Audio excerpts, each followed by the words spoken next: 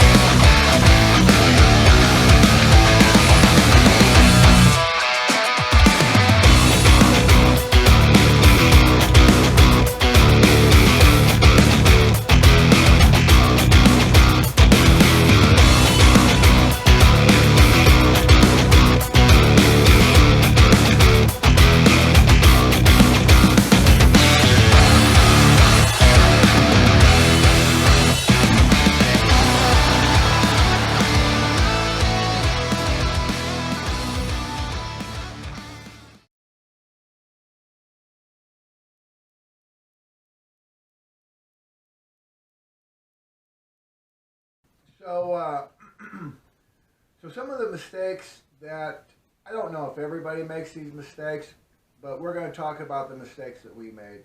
Bullet, why don't you go first? When you were brand new to the side-by-side sport, what were some of the mistakes you made? What was the biggest mistakes you made? Overpacking. Overpacking and the winch. And the winch. We talked about it last episode about the bags, right? What we carry. Overpacking, being overweight, weight disbursement, right? Is probably the biggest thing, the biggest lesson. And I'm going to keep saying it. Small mistake, big consequences. Yeah. So when we did the OHMT, I had that roof rack, or the overhead, the car top carrier. I probably didn't have but maybe 30, maybe 40 pounds in there. But it wasn't tied down. It was just kind of loose in there. So big car top carrier, a lot of room, and sloshing around, shifting weight. You might as well have just put 50 gallons of water up there, sloshing around on the trails. It caused me to tip over. So yeah, that was probably the biggest one. Was weight distribution and overpacking. That was a big mistake that I learned from. So trim down. Basically, treat your machine like a backpack. Right. Because we don't live in the Southwest or Michigan or someplace where they have the ability to put a trailer behind them and just pull it like it's a dirt road. We live in the areas that we ride, that we've discussed in the last two episodes. Trails are ever changing. That's right. Right? Trails evolve, right? That's right. Washouts, trees falling. You should have a chainsaw or something to cut stuff out of the way. I know a lot of people don't carry one. I know a lot of people who carry one now. you know, yes, they're extra weight, but invaluable. but invaluable. You know, even a 12-volt, uh, 12-inch chainsaw, you know, to move a tree, you know, to be able to cut it out of the way so you can get through it, because you can tip over crawling over a tree just as easy as you can crawling over a rock. Yeah. You know, so yeah, overpacking and weight distribution was probably the among the, that's like number one. Yeah. That's number one for me, overpacking. Yeah. Yeah, that's number two is not field testing. Yeah. Now that kind of goes back to number one. So they almost go hand in hand. If you do the minor adjustment to your suspension, go ride it. Go ride that trail. Be familiar with the trails that you're going to be riding. Do your homework, the terrain, you know, kind of stuff. I had ridden with a car top carrier, right? And I didn't have any problems. Of course, it was just my stuff. So there wasn't the amount of weight that I had put up there when we did the OHMT, because we could distribute items throughout 4 different machines. Well, I carried all of the camping gear for everybody up in the top. And that was the difference. I did it with my stuff. So we're talking a tent, a sleeping bag, you know, a couple of tarps. Now we're talking, you know, 4 tents, 4 tarps, 6 tarps, you know, and just that little bit added extra weight. And kind of the unknown, because a lot of these trails on the OHMT that we did, we weren't familiar with. We knew the route, and there was no way to research those trails really. So that was, yeah, field testing your machine, ride the trails. With that came the gas tank. I had a 12-gallon boat tank, because there's only 2 places you're going to get gas. 3 maybe, and I'm not even sure about the 3rd one, which is Bird's Adventure Center, which, I've never been there. yeah, we went right by it, but I think they have gas there. I don't know. But, so everybody carried extra fuel, and I figured I'm just going to buy a boat tank. It's $189. What I didn't do, which I should have done, and I didn't, and it could have gotten very bad very quick, was I didn't check to see if it would leak. And it leaked the entire trip. So, and when I tipped over, because of the weight distribution, because I was top heavy, I tipped to the driver's side, and the gas just poured out of this 12-gallon gas tank. You alright, bud? Yeah, I'm good. Yeah. No, it's slow. You good though? Yeah. Alright. Go, smash ball around that tree. Can we stop that gas leak? If I'd have tipped to the passenger side, it would have blowed up. Yeah. You know, I'd have lit the forest on fire. But luckily, you know, I went to the other side, and it never stopped leaking until it was half empty. I have since gotten rid of said gas tank, and running a Rotopax style tank, not the brand name, but the same style tank. And you better believe, before I put that tank on the machine, before I strapped it on, I filled it full of water, and I hung it upside down in the garage for 3 days. I wanted to see if a drop of water was going to hit the ground. So, field test. Right. Try to field test everything, even if it's just in your own backyard. Oh, You absolutely. know, your gear, how to set it up, so on and so forth. That's actually brings us to the next one, which is not field testing your equipment. Right. Know how long it's going to take you to set it up. That's right. Even if it's just a simple tent. I bought a tent from One Tigers, and I watched a couple of different people set up on YouTube, set up the same tent, and it was an actual time. It wasn't like time lapse or anything, and it literally took them about 10 minutes to set up this tent. However, how many times did they do that or set that tent up to get it to the point where they could set that tent up in 10 minutes? Paul and I went camping. Actually, no, I take that back. It was Richie and I went camping, and it was the first time that I was setting that. It was a hot tent, and it was the first time that I was setting that tent up, and ended up setting it up in the rain, and it probably took me 45 minutes. Yeah. So no matter how many times you watch somebody else set up whatever it is they're setting up, It's practice not the it. same. It's Yeah. not the same. Practice it, practice it, practice it. That way you know. Right. Whether you've seen, whether I've watched you set it up, I've got to set it up.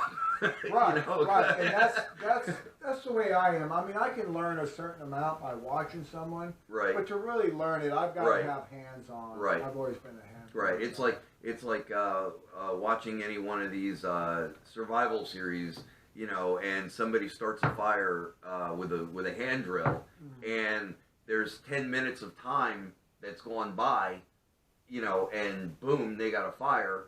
And what you don't realize is that it literally took them 4 hours. It takes probably a good hour just to prepare Right. one of those. Yeah. So it, you know, yeah. Field testing your equipment, that sort of stuff. Yeah. If you're going to set up a hammock, go out, whether it's in your backyard or whatever you're going to do, set the hammock up. Right. Know where you need to put stuff, because it's just going to save you time in the field. And you're going to know what to do, which in the beginning you're trying to figure out, okay, so should I do it like this? Should I do it like that? Right. If you do it and practice a little bit, you'll know how to set it up. Right. It'll save you a lot Yep. of time. I made those mistakes also of packing too heavy. One of the reasons was I was not familiar with the types of components that are on these machines, such as the brakes, pads, and the bearings. I have overlanded and camped a lot in Jeeps and FJ40s, and I thought that the brakes and the bearings would last as long as they do on a Jeep. You know? Forever. Yeah, You know? forever. And I come from the old school of pack like you're never coming back, or you're going to be out there for a while. Okay, and that's just something that I've been conditioned, you know, over the years, and it was hard to get away from that. Well, after about I'd say a total of 8 bearings. 8 bearings. And now we're talking Timco bearings, Timbo or Timco or whatever they are, you know, the good bearings. And a couple of knuckles, hubs that all had to be replaced that cost thousands of dollars. And 4 people going, dude. Yeah, and 4 people trying to tell me what the problem was the whole time. And I'm like, that can't be it. Nah. No, that can't be it. I'll just buy better parts. Crappy bearings. Yeah. Manufacturer, I just got a bad bearing. 8 of them. Yeah, I got 8 bad bearings within 100 miles. All of them. Right, and the type of grease you use. Right, yeah, it was bad grease. Yeah. But anyway, I did have to learn the hard way, and after, you know, a few $1,000s, well, maybe these guys might know what they're talking about here, right? And being broke down and you know, all just kind of horrible things. But yeah, I learned to reduce the load. I learned how to better maintain the vehicle. Right. So we were talking about this the other day. We change our oil and grease the bearings every 100 hours. Every 100 hours. Every 100 hours, rule of thumb. So yeah, if you keep your bearings greased with good marine grease, and you want marine grease because you're going through water quite a bit, or you can't. At least in the Ozarks, you're gonna go. You're gonna cross a lot of water. Right. Keep them greased. Use the best components. Buy the best brake pads you can. Buy the best bearings that you can. And check them often. And check them often. Every time you go out, you should look down there and look and see. You know, you can tell how worn down your brakes are. Yeah. Okay. Now, if you're not mechanically inclined, or you're just not a mechanical person, Look at the brake pads when you buy them, and look at them. right, You know? right. Or have someone show you how to do that. Have someone Right. show you how to. You got to know a mechanic. Right. Somebody. Do a search on YouTube. Do a search You're watching on us YouTube. right now. Right. Somebody out there has Right. done a how to inspect your brake pads. Right. How to adjust them. Everything you can imagine is on YouTube. But yeah, learn your machine, what it can do, what it can't do. So that was the biggest mistakes that I made. The other mistakes that I made was I did not understand the terrain for the type of machine that I had. Did I have a good machine? Yes, I did. Was it set up properly for the trails? No, it was not. I needed taller tires. What did I have? 26s in the beginning? Stock, yeah. Yeah, stock tires were 26s. And so I went from 26s to 30-inch tires. I put A-arms in the front to give me a little more elevation. The other thing that I did was I tore the skid plate loose from underneath the vehicle. So I went and I got a half-inch polyurethane skid plate.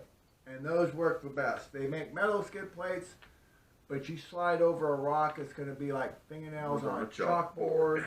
And the plastic polyurethane, it slides better over the rocks. And they don't dry out and crack or anything like that. So I would say right off the get-go, you're going to need taller tires, and you're going to need a good skid plate. Right. And that's cheap insurance right there. It really is. And I would say, and a winch. You need a good winch. Right. Now, you want to go into the difference between a 2,500-pound winch and a 4,500-pound winch? So yeah, that was another mistake I made in the very beginning, just trail riding. Mm-hmm. So my machine weighs, when I bought it, weighed 1,200 pounds. Mm-hmm. So I thought, all right, 1,200 pounds. I went out and I bought a 2,500-pound winch. Long story short, I got caught in a mud hole, and 2,500 pounds was not going to do it. Not even close. Not even with a Snatch block. Not even with a snatch block. Wasn't even close. Because it was just sucked in there, and there just wasn't enough to. There just was not enough. It was not enough. I'm not going to say go out and spend hundreds of dollars on a winch. Personally, I run a Badlands winch from Harbor Freight, but it's a 5,000-pound winch on a 1,200-pound machine. Well, the one on my Jeep is a 12,000-pound Badlands. Right. I've never had any problems with it. So I went from a 2,500-pound winch to, and sorry, I'm gonna bash it. I went with a Bohr winch, right? Never heard of them. Yeah, I got it off Amazon. It was about $80, right? 4,500-pound winch, synthetic tow rope, and that thing would just overheat. Yeah. Like that, it would just you'd move an inch and it would stop, and it would stop. So I went with a 5,000-pound winch, and I went back to the Badlands. I also went with first winch that I had, the 2500, had a, you know, the steel cable. And I actually kept the synthetic rope off of the bore winch to put on the 5,000 pound winch.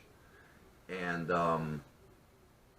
I would rather go with synthetic rope than a metal at just safety reasons. Right, and explain the the difference between the cable winches, the steel cable winches, and the synthetic rope. So you can get the synthetic rope in different weights, like 5,000 pound, 10,000 pound synthetic.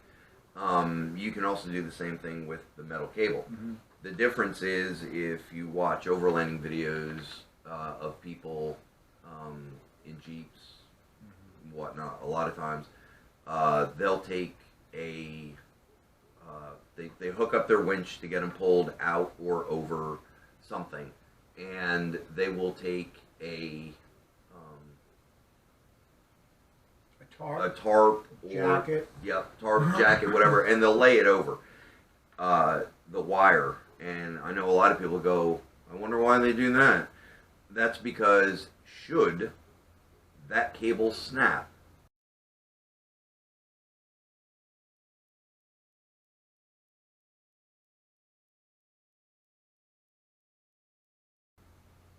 it stops the recoil. Yeah. If you don't have anything over that and that cable snaps, it's literally, if anybody has ever seen the movie, now I can't remember the name of the movie. That's all right. Cuba Gooding Jr. Anyway, he's a Navy diver, and he gets his leg basically cut off. So that's what can happen with a cable. But with a synthetic rope on your winch, should it break, just hits the ground. It goes flat to It the goes ground. flat It to the doesn't ground. recoil or anything. Right. Mistake that we have not made, actually, but others might make. Wait, there's something else to go What's along that? with the winches. What's that? All right, toe strap, tree saver. We already talked about snatch blocks and all that stuff. Yeah. But additional things to go with that winch, and keep Right. them handy where you can get to them. Right. Not buried. Right. Yeah. Having the toe strap or an extra heavy rope. Yeah. I actually have I generally carry a toe strap with me anyway. Yeah. You might need that extra length to meet Yes. to get to that tree that, you know, It's just out of reach. just out of reach. Right. And I carry extra Shackles. extra rope with me, soft shackles. Yeah. You know, things like that. I carry a Yankum rope with me, Right. just for that. Right. And you're going to carry that stuff with you when you're just out trail riding, Right. in general. Right. But you're going to have it when you're overlanding. Right. Right. You're going to have that stuff. So a checklist. Right. So, not that we haven't made that mistake, but we haven't made that mistake. But somebody who may not be, if you haven't been in the military, in the military there is a checklist for everything, right? So having that checklist is like, for me, my mindset is I need to make a checklist. You know, after 20 plus years, you know, I have to make a checklist for this so that I don't forget something. Right. So always have a checklist. It sounds stupid. It does. I mean, when you're, you know, and you might be thinking, God, these guys are just going overboard. You know, why do I need a checklist? You say that until you forget the headlamp, the flashlight, the coffee, the extra battery. Well, yeah, the coffee. Well, if you forget coffee, you're just going to turn around and come back. Right. Right. There's no sense in going right, on. Right, I would. Yeah, there's no sense in going on because I just couldn't stand to be around myself. But, you know, until you forget those extra batteries, you know. So, yeah, have a checklist. Make a checklist. Get on your computer, write one out, make your checklist. This is what you need. And you're going to have a couple of different checklists. There's right? a cat hair floating in your coffee right there on top. Oh, good. Yeah, just dip your finger and get it out of there. You see it? Yeah, that's it. Yeah, that's the only Got it. Okay. I'd have sucked it down, wouldn't have known the difference. Yeah. See how long my hair is? You'd be surprised at things we eat. It's funny, you can't read the shit off a piece of paper, but you can see a cat hair flying. I know, right? I know. Well, it was the reflection, and it was all curly in there, so I could see that. Yeah. Some people might think it's stupid to have a checklist, but it only takes a minute to make one, and you're going to have a couple of different checklists. You know, Yeah. one for a day, one for an actual 3, 4, 5 day overlanding trip. You want to make sure that you have everything, and Right. you want to check it off. Right. Right. Check it off as you go. Hold it in your hand and check it off. Right. Right. And for the type of season it is. Right. It's going to be different during the Right. winter than the summer. Visually see it, touch it, check it off. Right. Put it on your refrigerator. And every time I walk by, when I'm gathering my stuff up, Right. Plans. Right. You have a plan. How many plans? How many plans do you need, Whiskey? Well, I was told one time, they asked me if I had a plan B. I said, yeah, I got a plan B. Then they asked me, do you have a plan C? I said, no, I do not. How many plans do you think I need? And the gentleman told me, how many letters are there in the alphabet? That is absolutely correct. That's right. You want as many plans as you can possibly plan for. You need a packing plan. You Right. need a route plan. Right. You need a plan of what if I break down out there? Right. You know, who's coming to get me? Does anyone know where I'm at? Plan. And so plans get easier to make, but you definitely have to have a plan. Even if it's for a day ride, you are mentally going to have a plan. I'm going here, I'm going to ride here. Right. That is a plan. It took us, when we did the Ozark Highland Mountain Trail, it took Clayton, Paul, and I 5 months. 5 months to plan. Now, Paul and Skylar were in Missouri, so, you know, we had conference calls. You know, we do a conference call Doing Zoom meetings and stuff. once every couple of weeks, you know. Because the plan evolved. It changed every time. Parts of it, not the entire plan, parts of it. Because we would talk about, you know, we didn't talk about the entire trip all at one time. We talked about it in sections and put it all together. Clayton and I were the ones who primarily put the route together. So Clayton and I would talk, and then we would send, by Gaia, you know, I would come up with this route, I would send it to Clayton, and I'd send it to Paul and Skylar. Then we would get on, because we all had Gaia, we would all get on, they'd all have it loaded, sitting down looking at their computer screens, and we would talk about the route. And we could actually change the route as we talked. But you're going to have multiple plans before you even leave. And we're not talking about a day trip. We're not even talking about an overnight trip. You know, we're talking about a long distance overlanding trip. You're going to have, and you're going to talk about the plans. If this happens, what do we do? If this happens, what do we do? If this happens. So some of the stuff, it's not necessarily written down. Right. But it's discussed. Right. Rule of thumb is, whether it's a day trip, overnighter, or a long overland trip, always plan for the worst case scenario. What's the worst thing that could happen out here, and then have a plan To overcome it. to overcome it. Right. You know, and that doesn't mean a medical emergency, although it could mean it could mean that, Right. but just a simple breakdown. Yeah, simple breakdown. Where are you going to go from this spot to someplace else to be able, you know, can we get the machine out of the mountain? You know, can we fix it on the spot? If, you know, there's a whole bunch of ifs and what ifs and plans that you're going to discuss with you and your compadres to do it. Have an idea of where you're going to ride. Study the maps.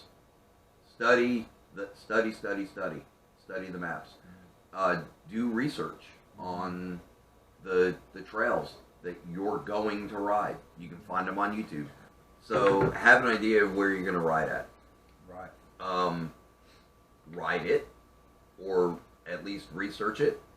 At least research it, At because you least can't research always Right. ride the whole route. Right. You're not going to ride the route before you ride the route. Right, unless you Right. have someone to send as a sacrifice to go check it out. Right. Right. So, but yeah, know where you're going to ride and know the limitations. This is kind of a big one. Know the limitations of your machine. And yourself. And and yourself, but know the limitations of your machine. Right. You know, if you get to some kind of a I don't want to say barrier, but some sort of obstacle, either that you've got to go up, down, or over. If you know your machine will do it, go ahead. If you know you can do it, right, which it still falls in line with your machine, go ahead. But, you know, just be aware of your machine's limitations and don't push it. Small mistakes, big consequences. Give yourself plenty of room to pack the machine the way that you think it should be packed, with all the gear that you think it should be packed, and just go out for a couple hours and try Right. the off-camber stuff, whatever you can find. Put that machine through its paces, even if you're by yourself, so Right. if something does happen, you're not very far, or someone's with you, or Right. whatever the case may be, because I'm not saying that we've learned from experience, we pack accordingly and all that, but most of the time, all of our stuff, most of the time, ready to go. Yeah. Right? We just grab it, we put it on there, okay, I can take this out, I can put this in, and we just go for it. Right. You know? If you're new and I wouldn't do that. No. I wouldn't do that, and for your first few times, I wouldn't be the only machine out there. Right. Go with someone else that's got a Right. machine that maybe got a little bit more experience than Right. you do. Yeah, Especially in the area where you're going. exactly. You know, some of the trails out here in the Ozarks are. It's not just that they're rough; they're rough. They're rough. I mean, you know, there's some really technical there are. technical trails. One of the biggest ones, travel time. Travel time. We did the OHMT, so we were supposed to meet you. So you got travel time, setup time, cooking time, right? Downtime. Right. You're looking at right size. down. Right. So we made lunch here today. It took us 15, 20 minutes, right? And out there, it's going to take you 2 hours to do what we did in 20 minutes. Making lunch? Yeah. Yeah, that's a big thing. Yeah. Yes. it is. Everything is going to take you longer. You've got to plan for that. Your Right. travel time. Now, we did the OHMT. We planned on being at your campsite after leaving Brock. We left Brock at 7:30 in the morning when we left Brock Creek. And we expected to be meeting you by 6:30 at the latest. At 6:30. We never even pulled into camp until about 9:45 Right. that night. So now what do you got to do once you pulled in at 9:45? Now we got to set up camp, make dinner, eat. Now I already had all the firewood and all that, Right, so you guys right. didn't have to go do that. Right. But if you would have, Oh, you're even longer. That's another hour. That's another hour. So you're not getting In to the bed- dark. In the dark. You're not getting to bed probably till minimum of 1. Right. Right? Now you've got to get up at 5 Right. or 6, 5, Yep. 4 hours later, and that's going to wear on It's your gonna body. Down really quick. Right. Plus, if you have any special needs. Right. Right? Some of us have special needs. Plan for that. Know your limitations as a person, as Yeah. an individual. Yeah. You know, me, I have problems in the cold. Right. My hands don't work. I have problems. I don't want to go into all my problems, but I've got some issues that I can still go. There's I can still go. I can still go out there and do it. And I look at that as, okay, there probably wouldn't be anyone that would blame me if I just sat in the recliner and watched TV all day long. But I know if I do that, I'm going to die You right die there. right there. Right there in that recliner, okay? Now, I'd rather take my chances out there, Mm-hmm. be careful, be cautious, have confidence in yourself, Right.